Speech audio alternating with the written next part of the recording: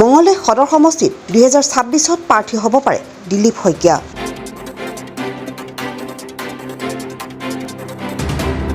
মঙলদৈ চিপাঝাৰ 2026ৰ নিৰ্বাচনত সম্পূৰ্ণ নতুন মুখৰ ঘটিব পাৰে আগমন।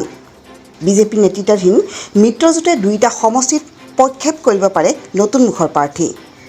সমষ্টি হেৰুৱাব পাৰে সমষ্টি দুটাৰ বৰ্তমানৰ বিধায়ক বসন্ত দাস আৰু ডক্টৰ পৰমানন্দ ৰাজবংশীয়ে।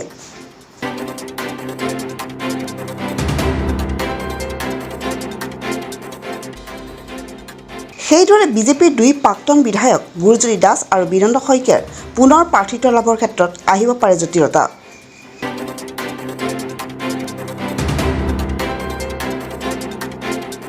লক্ষণীয় যে এইবাৰ মঙলদৈ সমষ্টি সকলোৰে বাবে মুকলি হোৱাত অনুসূচিত জাতিৰ প্ৰাৰ্থী প্ৰক্ষেপিত হোৱাৰ সম্ভাৱনা একেবাৰে ক্ষীণ।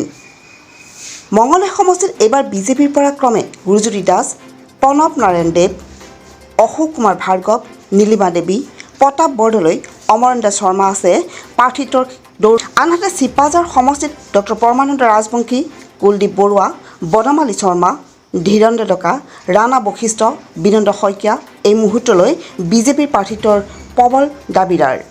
অৱশ্যে এই সকলো গুণাগথা ওলট পালট কৰি মিত্ৰ ধৰ্মৰ দোহাই দি চিপাঝাৰ সমষ্টি অগপক এৰি দি মঙলদৈত ৰাজ্যিক বিজেপিৰ সভাপতি তথা সাংসদ দিলীপ শইকীয়া হ'ব পাৰে 2026ত বিজেপিৰ প্ৰাৰ্থী।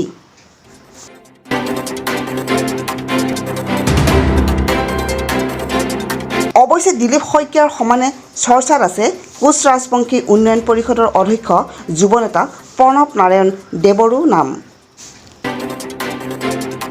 News desk AIN live. যিকোনো খবৰ আৰু বিজ্ঞাপনৰ বাবে যোগাযোগ কৰক 7896121996 লগতে 7002537271।